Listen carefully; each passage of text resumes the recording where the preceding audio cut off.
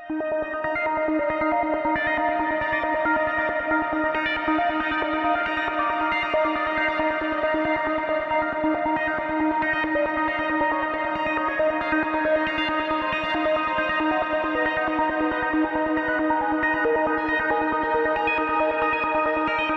wish you'd ask a good question. I feel like you just... I could talk to a wall about nothing for an hour, so we should be totally fine. And go. Turn around.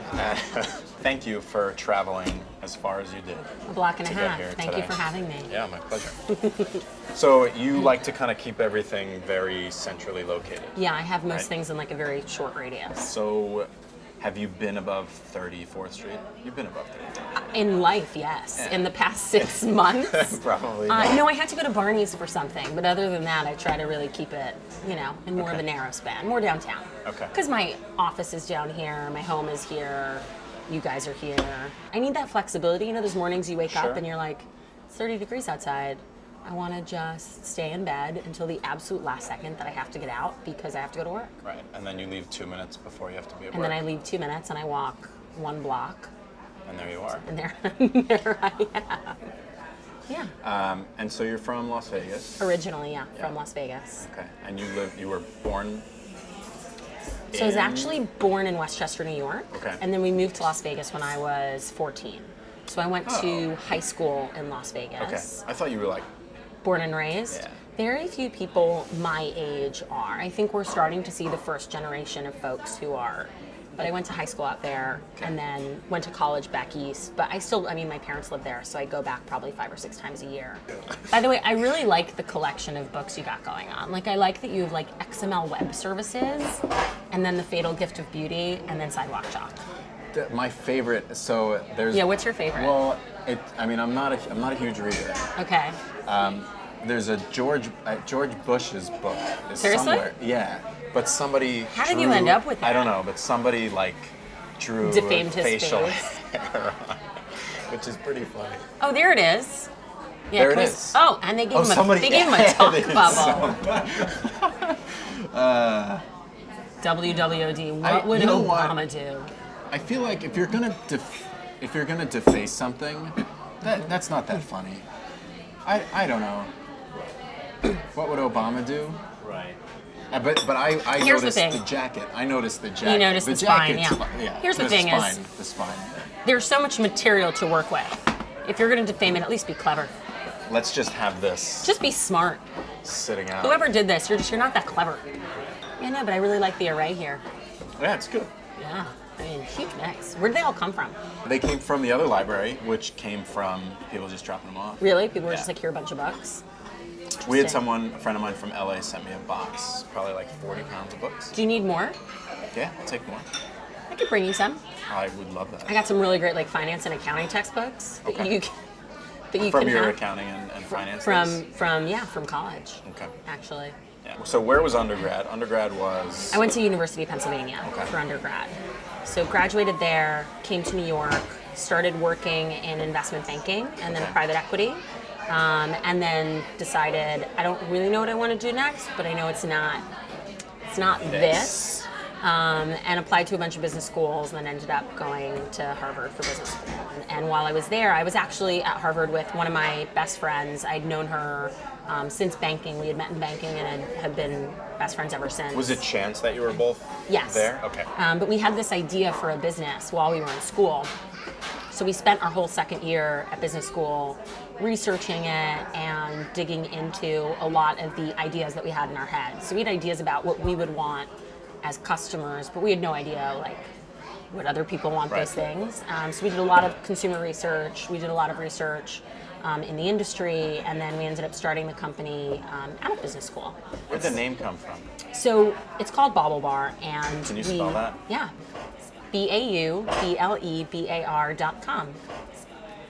And it's pronounced Bauble. Bauble. BaubleBar. So a bauble is a piece of fashion jewelry. It's a piece of costume jewelry. And we wanted one word that would communicate that we're not selling fine jewelry. Because I think when we started telling people we're creating the first fast fashion brand in jewelry and we're starting online, a lot of people would immediately hear jewelry online and think, oh, you're like Blue Nile.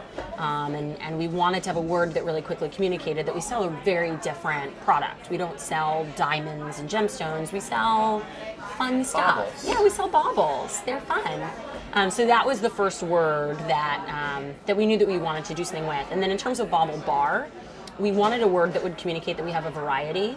And I think at the time, people were really used to there being like denim bars. Have you never heard this? Yeah, if you go to like Saks or Neiman Marcus or Bloomingdale's or any of these department stores, they call it a denim bar because it's literally just a huge line of like all of the different types of denim that they have. Levi's. So Levi's doesn't have a denim bar. Probably not. Probably not. I have a weird thing for alliteration. Okay. I love it. Okay. So BaubleBar. I liked that it kind of was really playful and it dances off the tongue. Okay. So that's what we Perfect. ended up going So with. you came up with a name, or it was Me collective? and Amy. It was very collective. So Amy's my co-founder. Yeah. And the two of us actually, I remember when we were coming up with the name, we had a few that we liked, but we wanted to get a lot of other people's opinions. So we invited our friends and family over to Amy's apartment. And we ordered in a huge breakfast, and we had a ton of candy, and we had a dictionary and a thesaurus, and we just had everyone sit around the room and throw out ideas, and we put them down on a whiteboard. And if you had a good idea, you got a piece of candy, you got a treat, you know? Oh, so yeah, when we were starting, you know, people ask you like, oh, I heard you're starting a business. What does it do? And then you tell them what it does. And everyone likes to point out all of the things that are Doing wrong. with the idea, right? Because you guys started this place, so you know, like you have to hire people, you have to put processes in place, you have to, all the little stuff that you don't think of, right? Like healthcare and human resources policies, and it's just like, I just want to run our jewelry business. Right. So how do you like New York? I mean, you've been here for what? How do you like New York? I love New York. Okay. I love New York. I've been here probably about 8 years in total. Okay. So like 4 before business school, and then about close to 5 after. So call it 9 years. But I've lived kind of all over the city. I've been uptown, I've been downtown, east and west side. So I love it. Were you living in your apartment before you found your office, or vice versa? Our office used to be right on Broadway and 26th. And my apartment, we found that place while I was living in my current apartment, which is about a block and a half away. Okay. We needed to move to new office space because we were so drastically outgrowing that space. Okay. And we found this really great office space that was around the corner at 26th and 5th Avenue. So, you know, an avenue away. So we decided to take it largely because they gave us the ability to acquire some of the spaces next to the office space that we were taking. Okay. So as we've been growing and expanding in people, we've been able to knock down walls and just grow out. Oh, wow. Which has been nice. I mean, when we moved to the space we're currently in, we were like, I don't know, maybe 20 people on a good day. Okay. And now we're 180. So That's wild. we fulfill and ship all of our product in-house. So every piece of jewelry that goes out from our site, You send out. We send out ourselves. We have a whole warehouse. Okay. So that used to be attached to our office because we used to be able to do that ourselves, like in our office space. And now it's just so much bigger. So we actually have a 50,000 square foot warehouse space in Brooklyn. So we have that 4,000. space. Well, we need it. We're fulfilling and shipping so many packages. And then we also are sold in Nordstrom and Anthropologie. So we have to, we get the product. It's your brand. in. Like, it's is it? all our brand. It's all your brand. It's all branded BaubleBar. Okay. So it all comes in from our factories, and our team internally quality controls everything. And then if it's going to a third party like a Nordstrom, it's being carded, so it has elements of branding on it. So we get it all packaged up and pretty, and then we package it up for Nordstrom, and we make sure everything is wrapped very carefully because it's a delicate product, and then we ship it out from our warehouse. So we're doing all of that from our Brooklyn space. And where did you go? Where did you go to get this stuff? Like, where'd you go to get all these? So we were working with designers who designed their own product, and we're really happy to sell it under the BaubleBar name.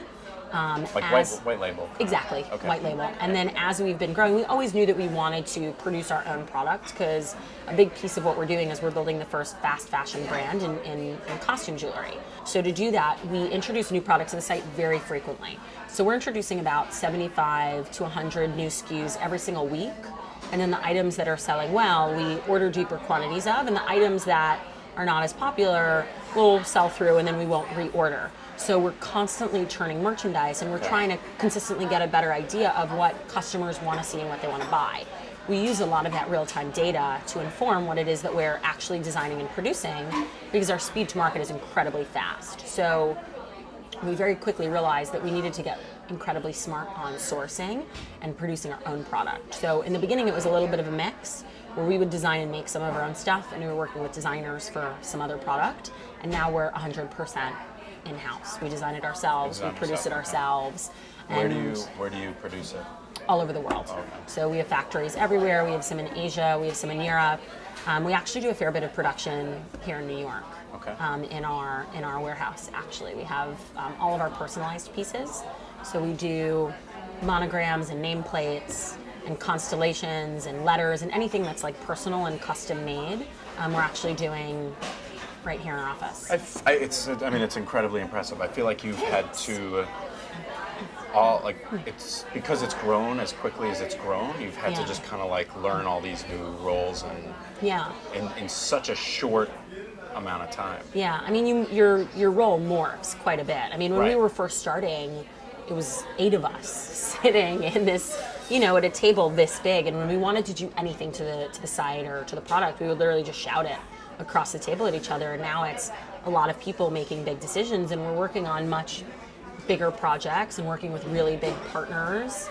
And it's, it's exciting. It's exciting to talk about like our Nordstrom business, and we have to go, get that prepped and ready, and it's not a small amount of business. But you learn a lot. I mean, I've learned more in the past few years than I ever did in any of my previous jobs or in school. If somebody said to you, I think I have this really good idea, do you think you would encourage someone to go to business school? You would. Well, not about starting a business. Yeah, I encourage everybody. Yeah. It's like you want to do absolutely. Totally.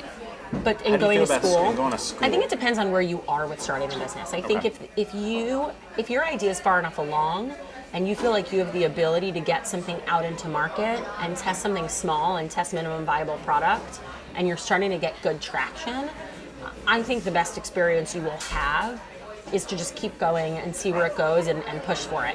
If you're in super nascent stages and you haven't really started anything, it's just a little bit of an idea, I think you get a huge benefit out of going to school from a few places. I don't think that it's necessarily so much the classes. I think it's that you're putting yourself in an environment with your peers who all have really varied, interesting backgrounds, are going to have different perspectives on what it is that you want to do, and you get incredible feedback. I mean, if you're talking about putting something in market and hearing what people think, some of the best ideas we've gotten have been just sort of, talking about them with people that we went to school with, and then also the network is really helpful. So once we graduated, all of our friends from school were so excited to try to help us, and they really just wanted to introduce us to as many people as possible, whether it was from an investing standpoint or a business development standpoint or a hiring standpoint. Introduce us to whomever they had in their network that they thought would be great for us to meet. So I think from that angle, it's an incredible community that you kind of walk away with.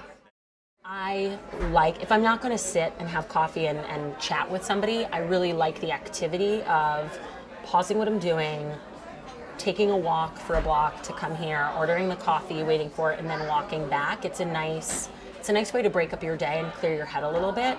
Because I think when you just sit at your desk and like work, and then it's just someone hands it to you, and then you're just sitting there drinking it, it's not the same, right? Yeah. Part of it is the experience of pausing what you're doing, having that mental break, and leaving the office. And I feel like so much of coming here, and I know because I come here oftentimes twice a day, is the community aspect. Yeah. It's, you like coming because you recognize the people behind the register, I see you, I say hi, and I know people here, and it's a friendly, nice place to come, and whether I'm having a meeting or I just want to get my afternoon coffee or I want to do a little bit of work, it has that communal feeling. Yeah. And I like that. You're always getting coffee for people.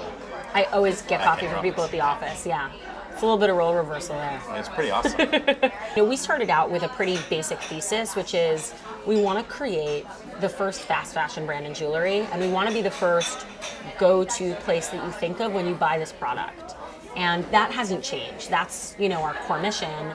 But I think that to be successful, you have to recognize that it's, if you're at point A and this is point B, it's never going to go like that. It kind of It goes like that, and you have to kind of like be like, oh, where are we going next? What are we doing? One of the things that's really nice about having a business where you interact directly with people is you get feedback really quickly, and people are pretty quick to tell you what they think. You know, you obviously... Well, you hope for that too. Oh, we want it. We love it. And that's where, you know, for you it's great because you have people coming in every day and talking to you in person.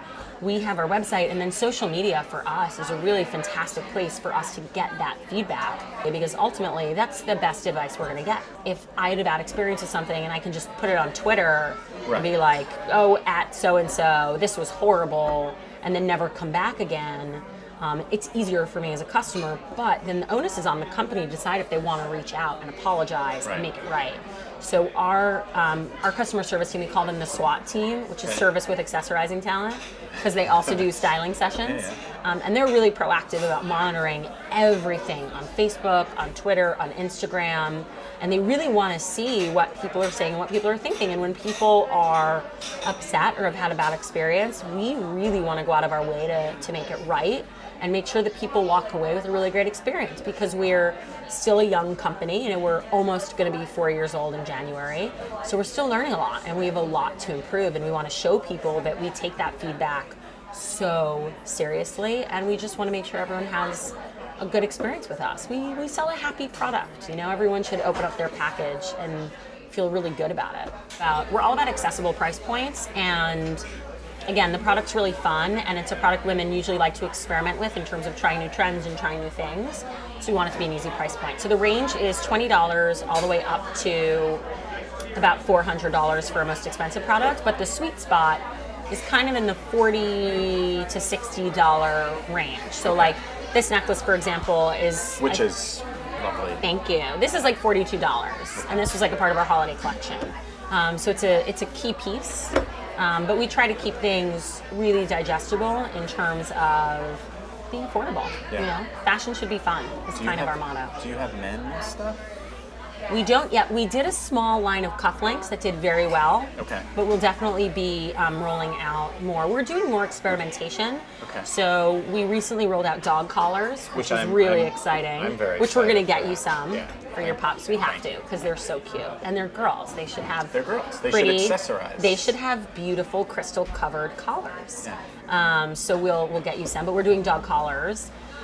We recently did a partnership with Friends. Do you know the headphones? They're like really pretty leather headphones. They have Friends? F-R-E-N-D-S. F-R-E-N-D-S. Yeah, they have like gold caps. Well, we talked about, you showed me them. Yeah, so the caps pop off, and we made these really pretty crystal covered caps. So you can buy the BaubleBar Friends headphones from our site. It actually comes with a matching pair of earrings. And you get both pairs of caps. You get our caps and the gold caps. So you can flip them out. Okay. But we've been doing more experimenting with stuff that's like a little out of the box and fun. We jokingly call the program Put a Bauble on It, which is just we bauble things. So when you get to the site, we're obviously putting kind of the latest and greatest stuff right on the homepage, because we want you to navigate to that immediately. But if you go to the navigation, the first thing you're going to see is What's New, which is really a mix of our latest product, and then also a section called Trending Now, which are the big trends that we think you need to have now, whether it's ear cuffs and jackets or 360 studs. That's the stuff people can't get enough of. After that, we walk through kind of the basic categories. We find that most people like to shop by category, so necklaces, bracelets, earrings, and rings, and then within those, obviously, we have the subcategories. So maybe if you're looking at necklaces, you want a statement necklace, or if you're looking at rings, you want like stacking rings as opposed to a big cocktail ring. And then we get into our featured shops, which are really fun, special shops that we have that are limited time, but feature something a little interesting and different. So for example, we just did a really beautiful wedding collection with Brides magazine. So that's in our featured shops, and you'll see all of the whole collection there, plus really great editorial that we did with the magazine to show people, you know, what are the different pieces of jewelry that you'll want for all of the different types of weddings that you might be considering having. After that, we have our personalized pieces, which are monograms, nameplates, letters. It's all the custom-made stuff. We find that people love those not only for themselves, but they make really good gifts, because if you're getting a gift for someone, you know, what is more ubiquitous than giving them something that has their name on it? So we custom make a lot of that stuff. So some of it can be as short as 1 week, and then some can be as long as 4 weeks. But we try to cap it at about 4 weeks to make sure that we're not making people wait too long. But some of the products really are hand cut. Like especially the metal monograms are hand cut. So those take a little bit longer, and we want to make sure that all of the letters look really even and beautiful, and everyone's incredibly happy with that kind of a product. And then after that, we have a really fun initiative we do called Guest Bartender. Okay. Which is... I was a bartender for... You want to come in? Because really, sure. our bartenders design jewelry. Okay. That's what they do. It. You're into it? So our latest was Emma Roberts. Okay. So she designed a whole collection of pieces that she really loves, and then we create really beautiful editorial with our guest bartenders where we shoot them wearing the pieces and using them to accessorize their wardrobes and telling the story about why they designed those items, and then that goes on the site. And that's probably one of our most popular sections of the site. I think people really love seeing what outside personalities do, when they get to come in and sort of play designer for BaubleBar. So that's a fun space for us. So, okay. I'm kind of weird about this first one. Why? Well, I'm excited. Yeah. And then I guess I'll tell you after. So, what shoe do you put on first? Right. Okay. Every time? Every time. Every time. Mine is my right. Are you a righty? I'm a lefty. Huh. But I can't put on my left shoe first. Why do you think that is? I don't know. Interesting. But it's really like, why is it that I can't put my left shoe on first? Do you why think, am I a lefty? No. Well, we know why you're a lefty, hopefully. Maybe it's because are your parents righties? They're righties. I wonder if you grew up watching them put their right shoes on first, or when they were teaching you how to tie your shoes. They didn't know I was a lefty. They didn't know you were a lefty. They probably put, if they put their right shoe on first, they probably just pass that on to you. But I think it's more of you have a shoe that you can't put the other one on first, right? Yeah. I can't put my left shoe on first. I feel that it throws me off for the rest of the day. I think I could if I decided to really talk myself through it. All right. So you're right. Yeah, am I right? Can you fix a flat tire? No. I can't even drive barely. Okay. I've been in 7 car accidents. I've hit 7 non-moving objects with my car. So if you've ever seen Tommy Boy, do you know when the doors open and he backs it into a pole? Uh-huh, that's you. I've done that in real life. You've done that? Yeah, I reattached with a pair of Lycra pants. Drove it to the body shop, and then my father really had concerns about my basic level of intelligence. Okay. I thought it was crafty, but it's fine. What did you want to be when you grew up? A singer. Did you sing? Yeah. Yeah. Yeah, I used to sing a ton when I was little. I really wanted to be a singer.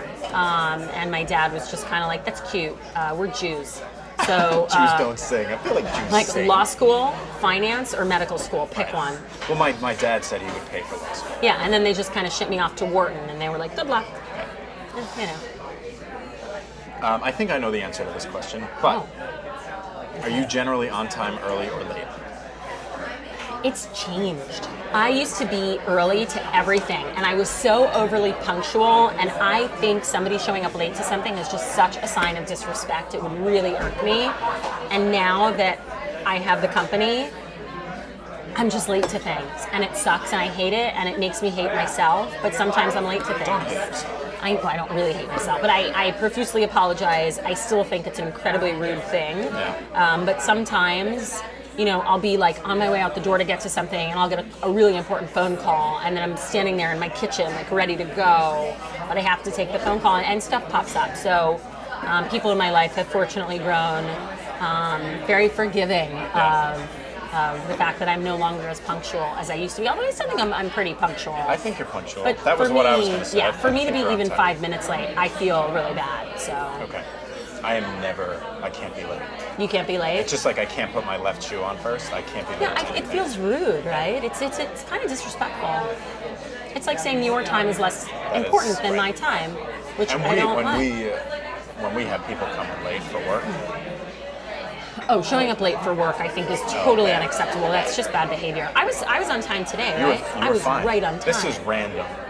You're like, I didn't come up with this question because you showed up late. So you're not shaming me through rapid fire question. That's good. I feel good about that. And the final one, ready? Are you a good liar? Yes. You are. Is that the truth? Yes, that's the truth. Okay.